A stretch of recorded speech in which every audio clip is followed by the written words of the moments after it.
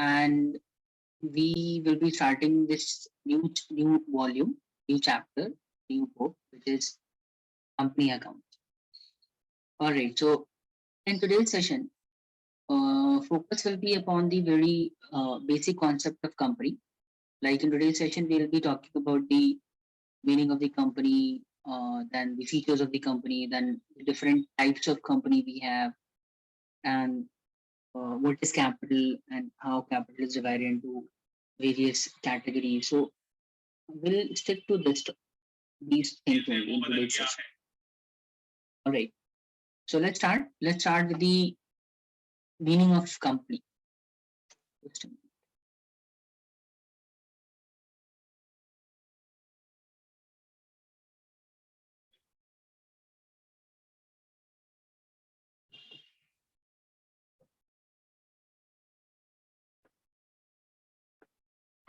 So the chapter that we are going to discuss will be first chapter in the company account, which is issue of share.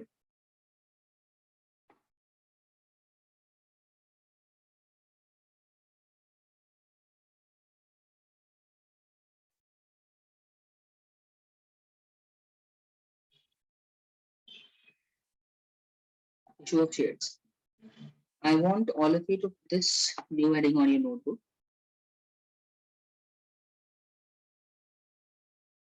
But before talking about the issue of share and the various accounting treatment of the issue of share, we'll first of all talk about the meaning of the company. So we'll start with the topic, meaning of company.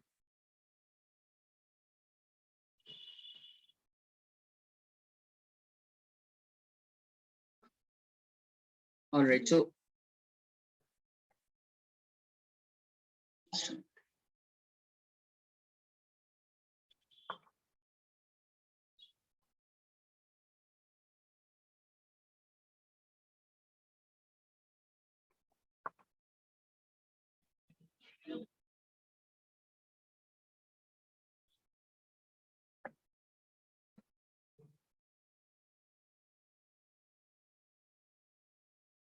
all right, everyone. So see, first of all, we'll talk about company.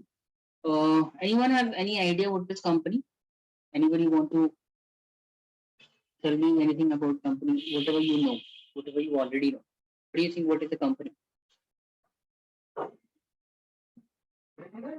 Anyone? Please confirm if you have any idea about what is company.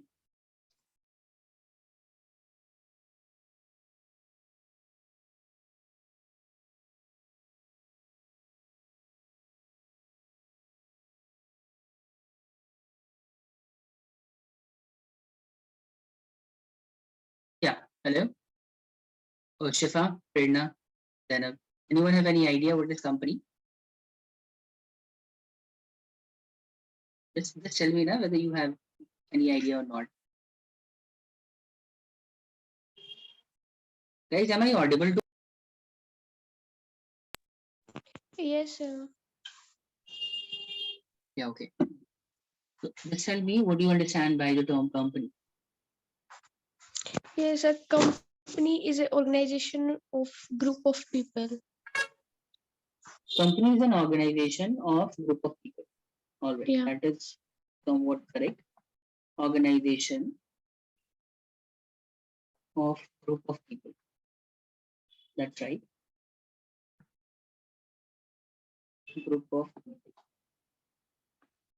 Anything else you want to add in it? Yes, sir, which is registered under the Companies Act. Yeah, that is right. Perfect. Very good.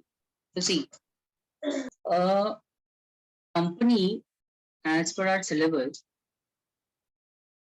not every organization or group of people can be termed as company. Company is what? Company is an entity. Company is a business. Company is an organization. That is right. But in order to call any entity or any organization or any institution a company, then it is required to be registered as per the Companies Act, under the Companies Act. See, let me explain it in detail. There's a specific section, in fact, section 2, subsection 68 of the Companies Act, Indian Companies Act 2013. There is a special act for the company. So, as per section 2, subsection 68 of the Companies Act, it says that any entity said to be a company, any entity, an entity or an organization is said to be a company if it is formed as well as registered as per the rules and regulations. This is called as per the provisions, as per the provisions of Companies Act 2013. You don't have to write this down right now. What I'm saying that an entity is said to be a company as per section 2 subsection 68. It says that an entity to be termed as a company need to be registered under the Companies Act 2013. There are certain formalities, there are certain rules and regulations. By following those rules and regulations, company should be registered under the company should be such entity should be registered. Unless and until an organization is registered under the Companies Act, such organization or entity cannot be termed as a company. So basically, a company is an organization which is registered under the Companies Act 2013. Got it, everyone? Is this clear to all of you? Yes or no? So let me write this for you. But in fact, let me show you in the PowerPoint. See, it says as per section 2 subsection 68, any company which is formed and incorporated or registered as per the provision of the Companies Act or any other previous law is said to be a company.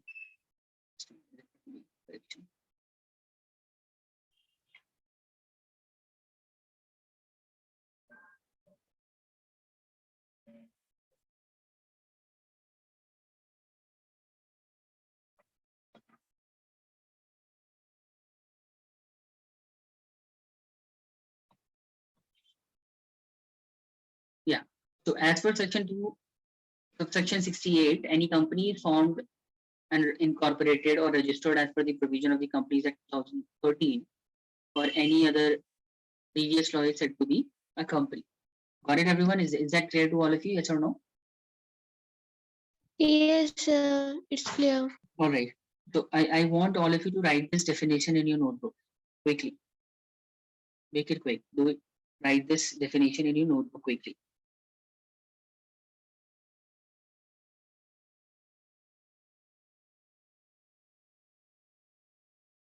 Shifa, Zainab, and Prerna.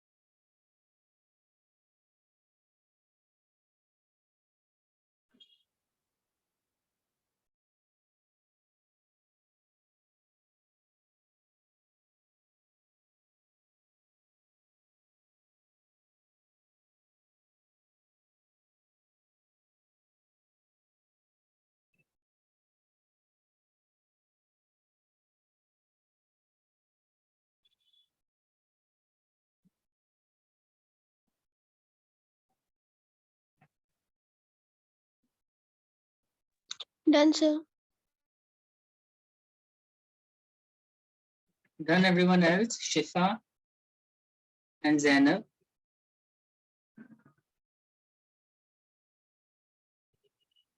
Please confirm because I'm waiting for Yes, you sir, to done. done. So the meaning of the company is clear that an organization is said to be a company if it is registered under the Companies Act 2013. That means not every organization or any institution or an entity can be termed as a company. In order to be called a company, it must be registered under the Companies Act.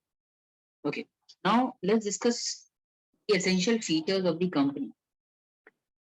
There are few essential features.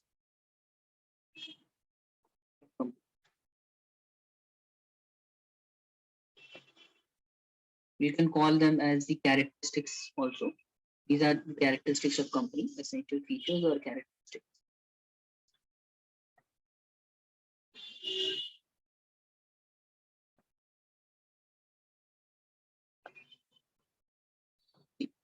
There are certain features of there are few features of the company, such as company is we call it a body corporate, or you can also call it incorporated association. Company is what? It is an incorporated association. So what do you mean by incorporated association? This means that company is an entity which is registered. Incorporated means being registered under the Companies Act. So it is an incorporated association of person, group of person running a business which is registered under the Companies Act. Therefore, company is called an incorporated association. You can also call it body corporate. This can also be called a body corporate. All right, this is one feature of the company. Then we have one more feature, like second feature is it has a perpetual succession. So what do you mean by perpetual succession? Perpetual succession basically means that even though, see, company is what? Company is an artificial person basically.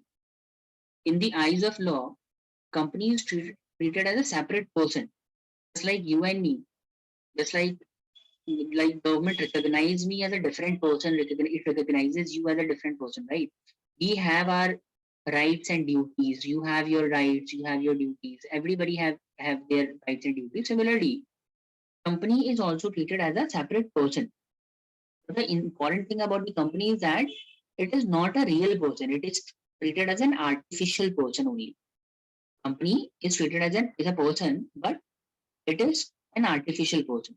So being an artificial person, it cannot die. Company, like basically the life of the company or the operation or the existence of the company does not get affected by the death of a part of the member of its member of the company, or the insolvency, insanity, or retirement of any member of the company. Even though any partner may die, get insolvent, or may get insane, or may retire, irrespective of the basically death or retirement of the members, company goes on forever. So company is not something that ends with the end of, with the death of the partner. Since the life of the company is not dependent upon the member of the company, therefore we call company has the perpetual succession. That means it is not the life or the operation or the existence, in fact, existence of the company that does not get affected by the death, insolvency, or you can call it retirement, insanity of any member of the company. It goes on forever and ever until and unless company is dissolved by the legal procedure. Legally, company is formed legally, it can be dissolved. Company cannot dissolve on its own. Company cannot be dissolved on the death of any member. So therefore, we call company has a perpetual succession. Alright, everyone, is that clear? Is it clear to everybody? Company have perpetual succession Yes. basically means company is a going concern. It goes on forever. It life of it does not get affected by the death or retirement or insolvency of any member of the company. Okay. Then there is one more feature which is called common seal. Company have a common seal. So what do you mean by common seal? See, basically, common seal is what? How can I define it? It is, you can call it. It is an instrument basically, which is used as a signature of the company. See, as I told you just now, that company, even though government recognizes company as what? Government recognizes company as an artificial body, right? Company, government recognizes company as person, artificial person. It does not have real existence, but legally it is considered as a separate person. The thing is that company during the operations of the business, company need to enter into various kind of contract. It need to enter into various kind of agreement with the seller, with the supplier or the customer, right? Like if company wants to buy property, if company wants to sell any land or building or furniture, any other thing. The thing is that all these things requires company to enter into a particular kind of agreement. And whenever you make agreement, you need to sign that agreement. The question arises, since the company is not a real person, right? Company is not a real person. Company, even though it is treated as a person, but it cannot be treated as a real person, right? It is only an artificial person. The thing is that if it is treated as a person, that means company, since it is a person, so therefore company can on its own name, company is in a position to purchase property. Company will be in a position to purchase land, sell land, purchase building, sell building, enter into agreement, do different kind of contract, and all these things require signature, right? So, what is a common seal? Common seal act as a signature. It is a kind of, you can call it. It is a stamp. It is a stamp of the company, which basically validate any document of the company. Got it?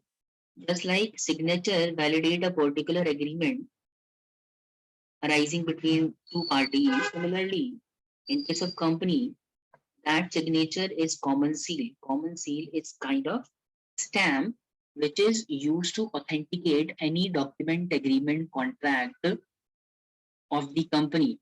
It is used as a signature of the company. All right, is that clear, everybody? Is it clear? Yes or no?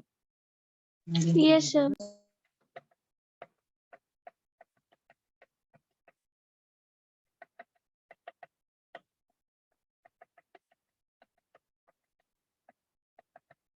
Okay. So this was the third feature. Then there is one more feature about the company. In case of company, there is transferability of share. Transferability. Transferability of shares. For example, there is one company XYZ Limited.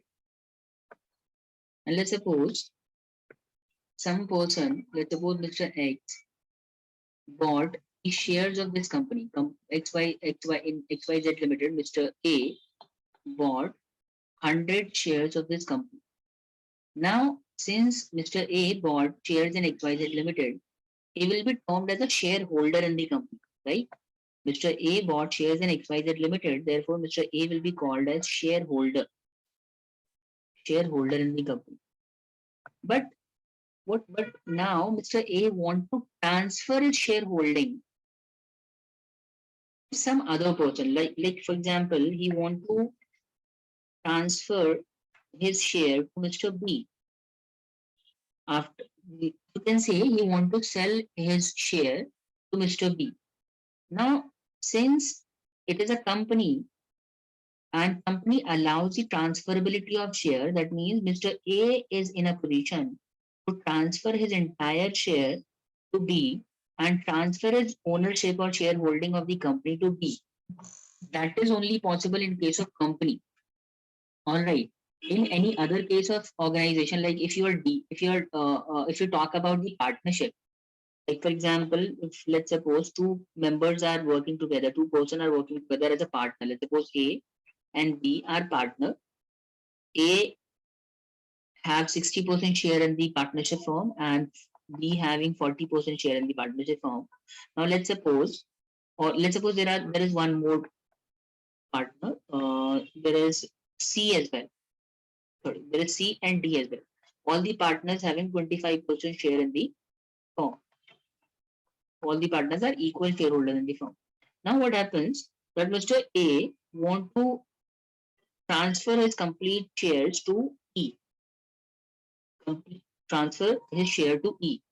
Now do you think A will be able to transfer the share to A on its own? Answer is no. A won't be able to transfer the share in the favor of E on its own unless all the members of the partnership firm agrees to that. That this is what happens in case of the partnership. But if we talk about the company, in case of company, if a particular person is a shareholder in a company and he bought a particular number of shares in a company and he want to transfer the share to some other person without the consent of the company or without the prior approval of the company, he can transfer those shares to some other person. He is not required to take the consent of the company. He is completely free to transfer his shares to some other person. This is why we call there is transferability in case of the company. Got it? Yes or no, everybody? Is this clear? Yes, sir. Yes, sir. All right.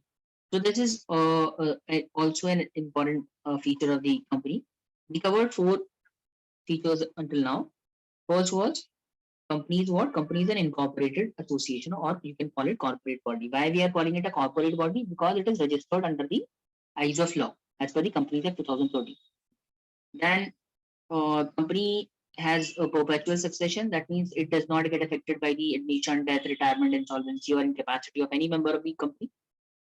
Then company uses a particular instrument, or you can call it a common seal, to as a signature to authenticate any kind of document of the company.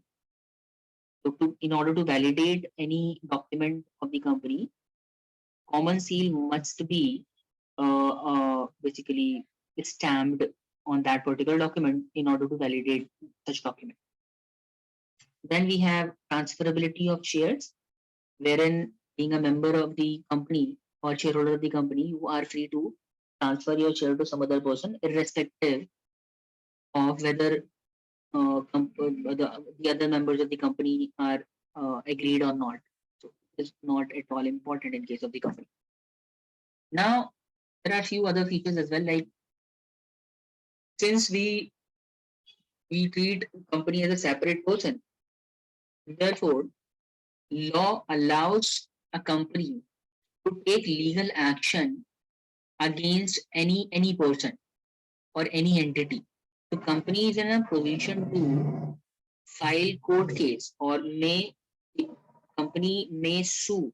Sue means the company is in a position to file case or take legal action against some person, entity, or organization.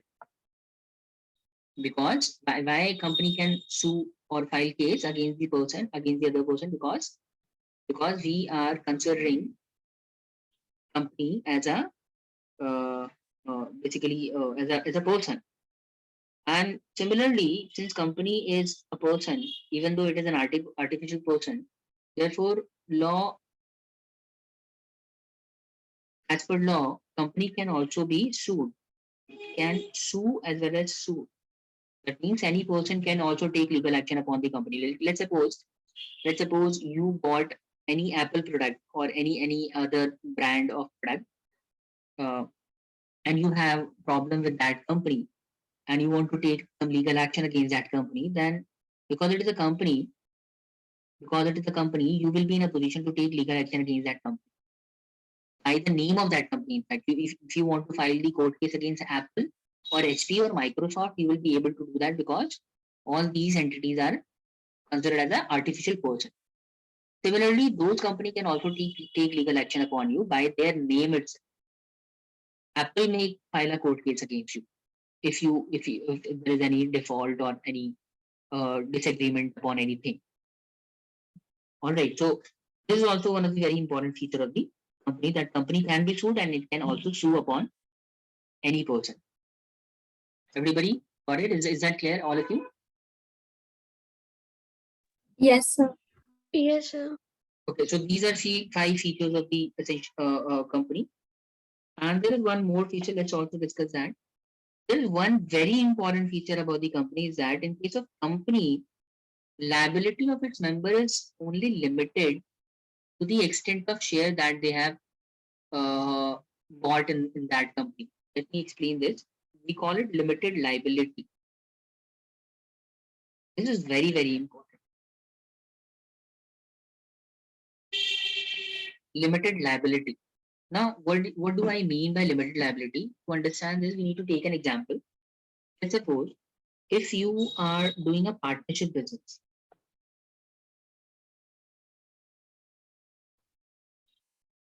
Let's suppose you're doing a partnership business and there are 2 partners in that business, X and Y. Let's suppose. And what happens that firm have total asset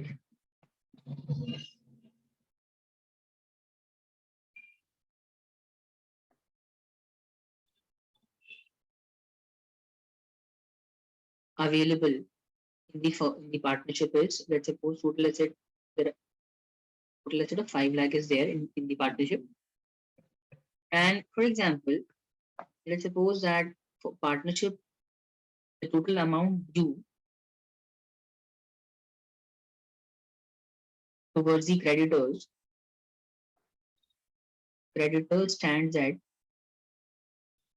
for example, creditor stands at 6 lakh. Now the thing is that how much we will be able to pay to the asset. Our creditor is 6 lakh and we have a total asset of 5 lakh. That means creditor will be asking for rupees 6 lakh, but we only have 5 lakh rupees in the form of the asset. Now what happens that he will be able to pay creditors up to rupees 5 lakh out of our asset. Is that right? But after paying the creditors out of our asset, there is 1 lakh of creditor which is still unpaid. This will be unpaid creditor. All right, unpaid creditor, because we don't have sufficient amount of asset available to pay off this liability. Now, what happens in case of company, in case of partnership, the unpaid creditor or unpaid liability need to be discharged by the partners itself. And how are they going to discharge this liability? They will be discharging this liability out of their personal account. They will be bringing necessary amount out of their personal cash. That means they will be personally liable to pay the remaining liability. All right, and they will be bringing this much amount from their home. Got it? So in case of the partnership, the liability of the members are not discharged from their liability unless and until all the liability of the business gets discharged. Got it? In case of the partnership, partner can only be free from their obligation once the entire liability of the partnership is discharged. That means settled. Unless and until all the liability of the partnership business is settled, partners cannot be set free. They will remain liable to pay off the unpaid liability of the business. Only when all the liability is discharged, then only they will be free. But if you talk about the company, like for example, if any person, let's suppose X has bought 100 shares in the company, and the price of those shares, or let's suppose the price of that share is 50 rupees each. That means X have bought total share of 5,000 in that company. So this basically means that he will be obliged to pay 5,000 to the company only. Nothing more will be paid. Nothing more can be claimed from X. Let's suppose if the total liability of the company stands at 2 lakh, 5 lakh, 6 lakh, irrespective of whatever the liability upon the company is, member of the company will be liable to pay only 5,000. Why? Because he bought the shares of rupees 5,000 only. So his liability will be limited up to the amount of shares that he had bought in the company. But in case of the partnership business, liability of the partner will remain until all the liability of the business get discharged. Got it? Is that clear, everybody? Members of the partnership, in case of the partnership business, partners are not yet discharged unless all the liabilities of the business is settled. But in case of the company, members of the company will be liable for only the amount of shares that they have purchased. They have no other liability towards the company. I hope this point is clear, everybody.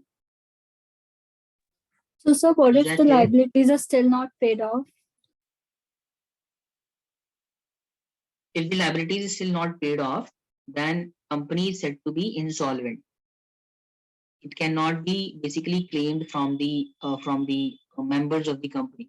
This is why this is the most advantageous feature of the company. This is why we people usually form company, because after forming the company, a member of the company can be free just by paying their share, their part of share in the company.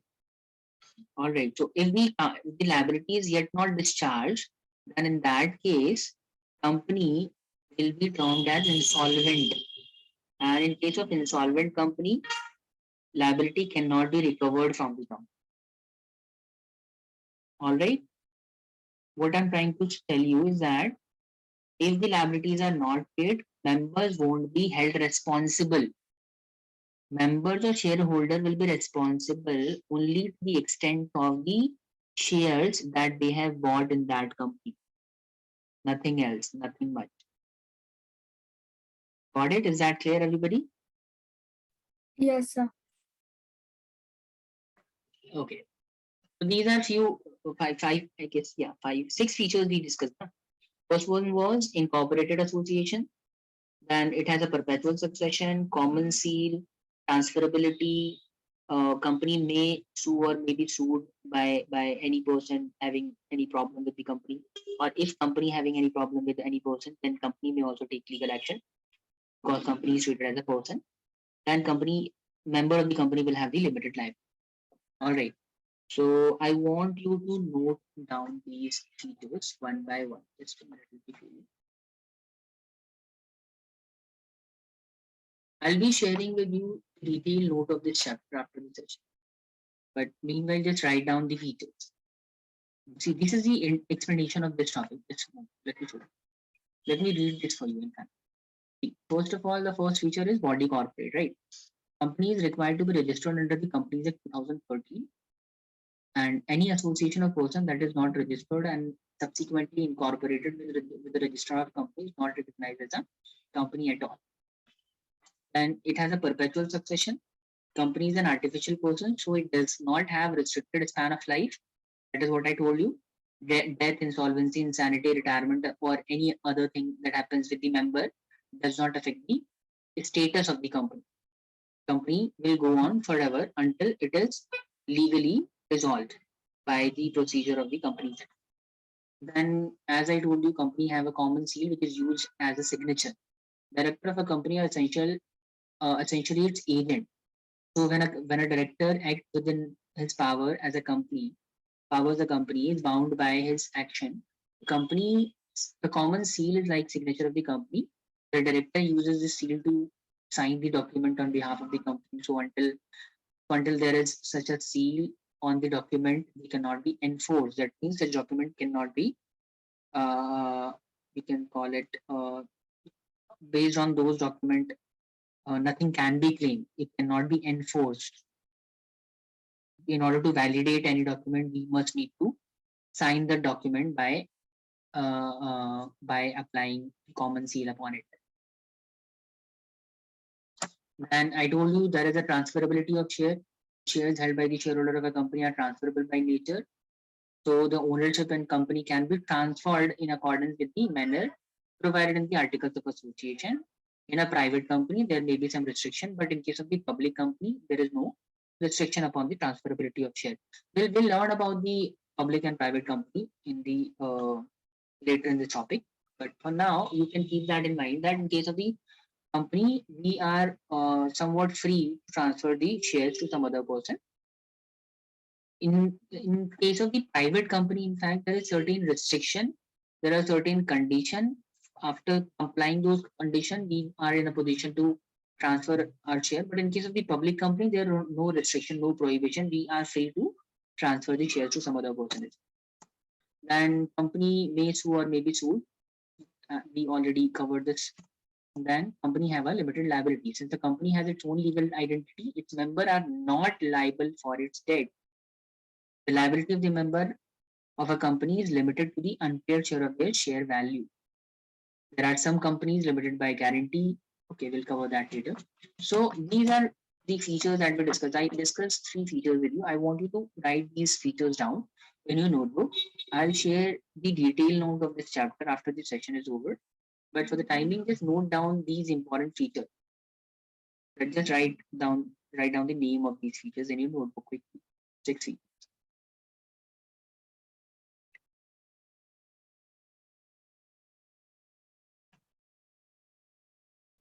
Everything clear until this point, everybody?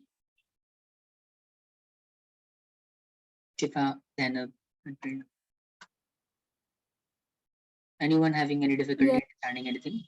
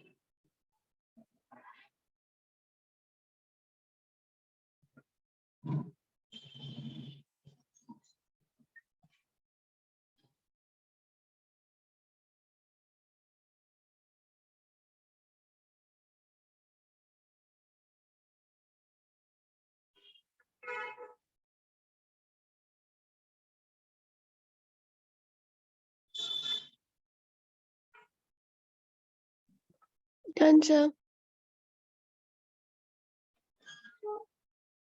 Done, everybody done? So one second.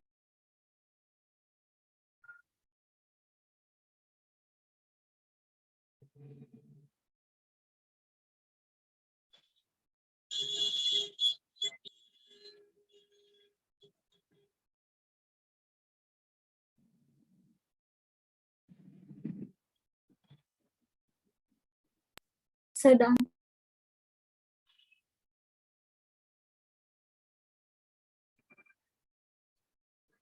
Okay. All right. So let's move to the next topic. So these were the features. Now we'll talk about the different kinds of company. So we can classify the company on the basis of two. We have two bases upon which company can be classified. One is the on the basis of the liability, and then we have on the basis of the number of members. You can call it, yeah. So on the basis of number of members, we have 3 types of company, and on the basis of liability, we have we have three types of company as well in that case as well. So as far as on the basis of liability is concerned, we have a company limited by guarantee, then we have a company limited by shares, then an unlimited company can also be there. Then we have a public company on the basis of its member, public company, private company, and one person company. All right, so these are different types of company we have in general. In this chapter, basically our discussion basically revolve around a public company. Sometimes we have a question about the private company as well, which is limited by shares. All right, so we'll try to understand these different types of company one by one. But before that, I want you to write these classification. All right, please write this in your notebook. Kinds of companies on the basis of liability, we have three companies, and on the basis of its member as well, we have three companies.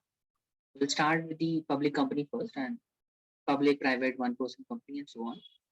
We'll then move to the company on the basis of liability. But quickly note this down.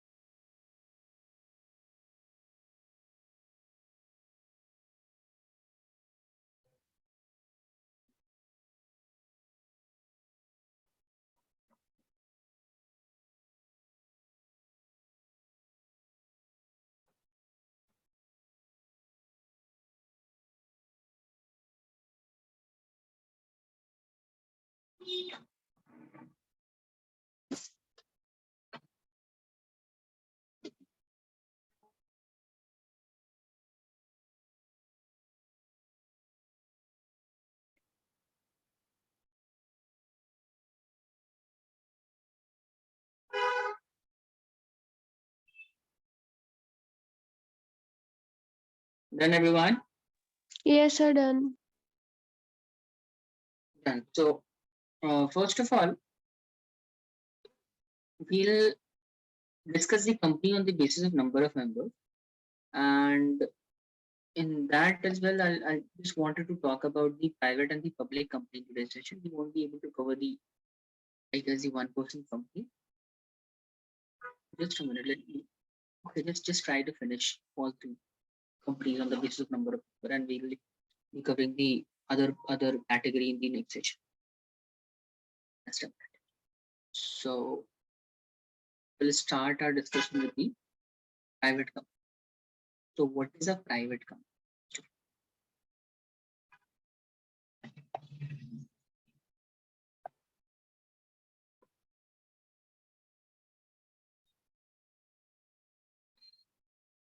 There are few certain feature in fact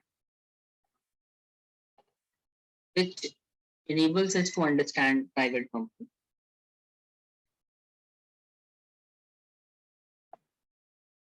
Private company, first of all, there are certain requirement about a private company. A company is said to be a private company if it has a minimum paid up capital of rupees 1 lakh. That means if you want to start a private company, all right, if you want to start a private company, then there is a requirement about the capital.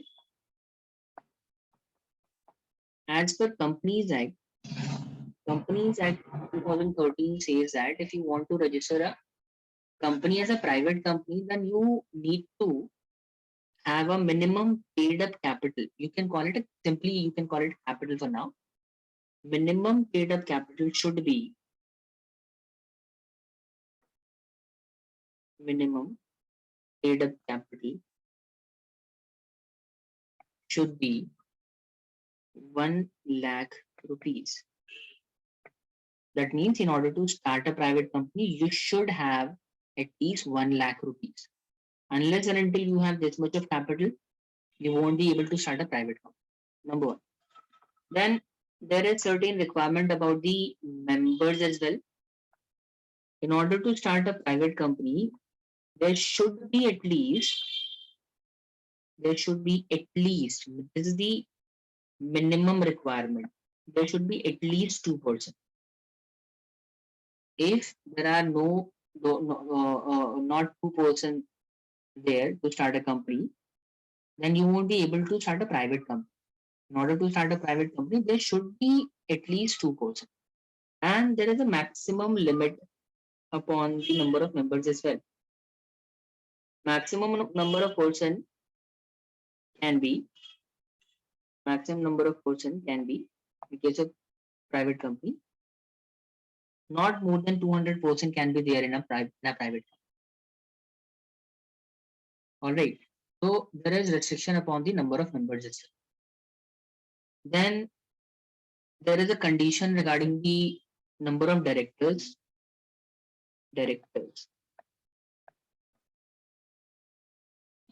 Companies at 2013 requires that a private company should have at least 2% as director.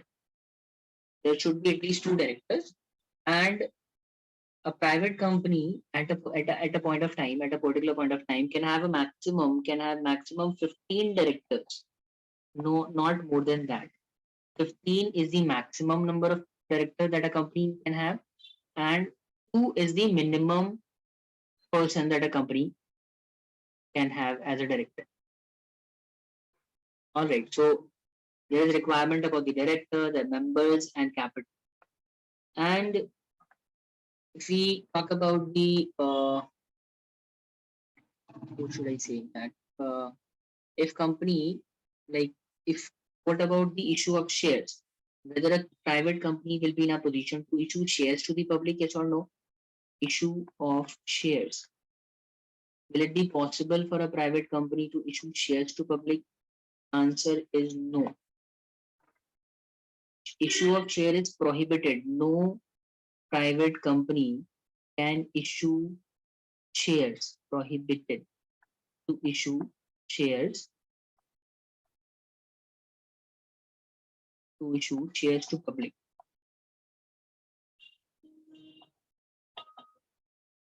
Do you understand the meaning of it? Issue of share. What do you mean by issue of share? Issue of share basically means if company wants to raise fund from the public, then a private company cannot do that.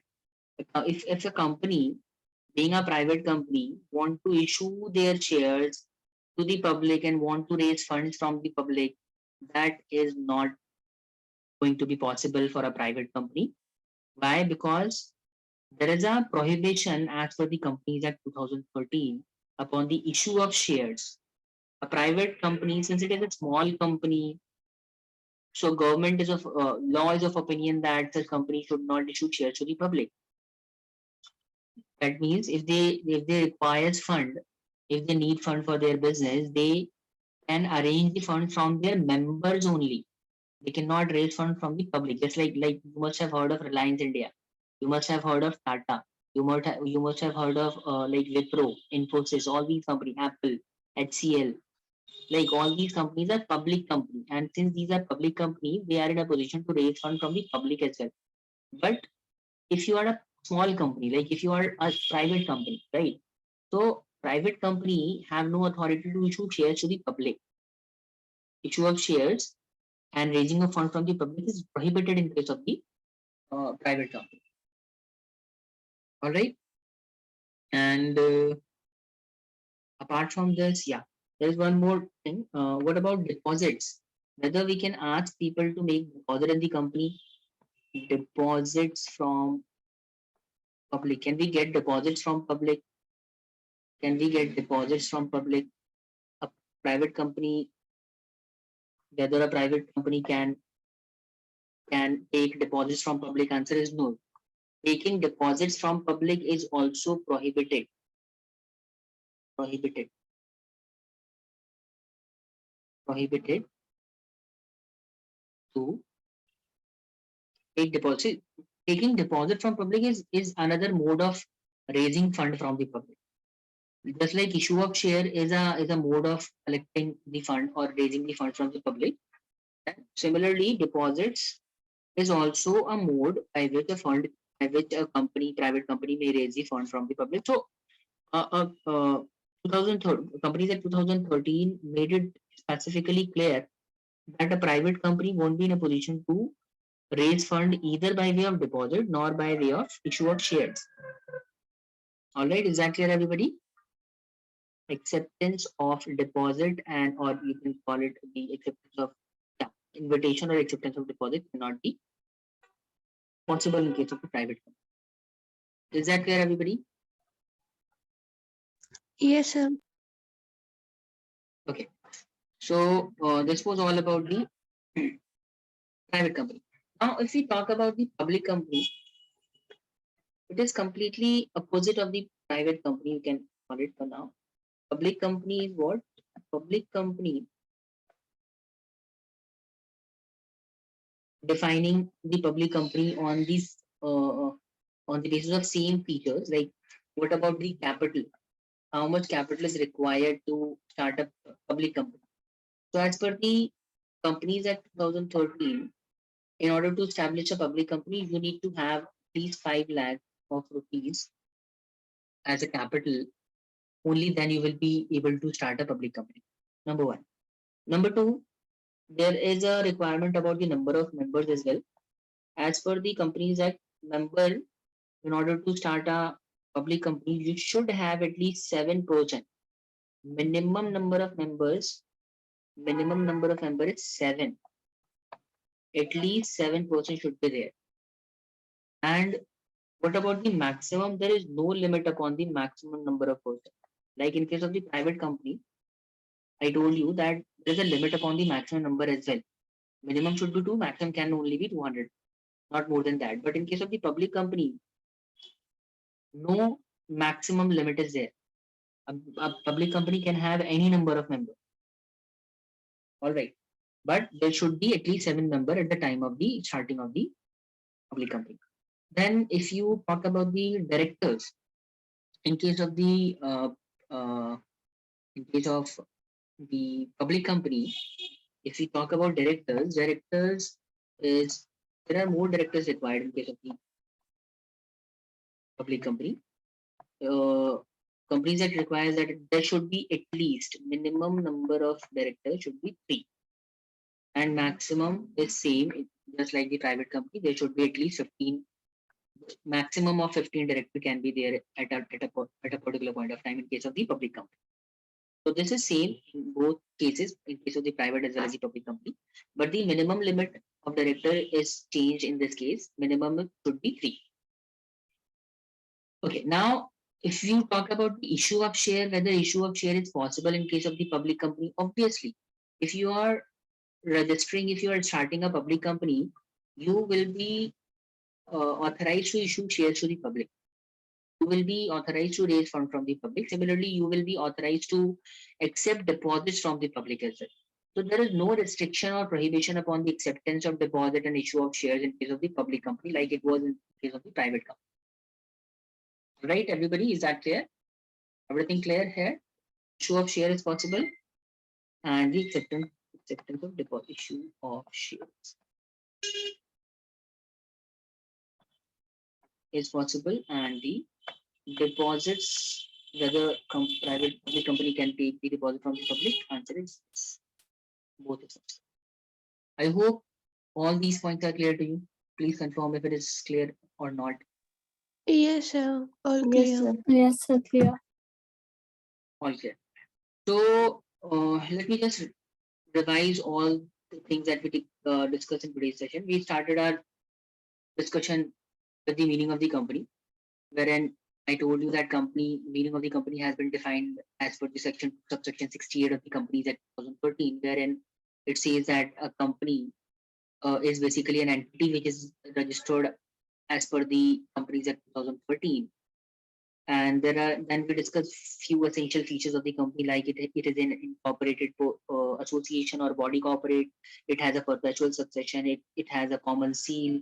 Transferability of share is possible. Company may sue or may be sued. Uh, uh, then we have, in case of company, members of the company have a limited liability. Then we discuss about the different kinds of company, and company can be broadly classified on the basis of the numbers and also on the basis of liability. So on the basis of liability, we have limited liability, liability, sorry, company limited by share capital, company limited by guarantee, and unlimited liability company. But uh, from the point of view of the number of person, we categorize the company as private, public, and one-person company. We discuss private and public. We will be discussing about the one-person company in the next session. So I hope everything that we discuss in today's session is clear to all of you. Prerna and Shiva. So this is it for today's session. We won't be talking anything else about the company in today's session. In the next class, we'll talk about the one-person company, different type of company on the basis of liability,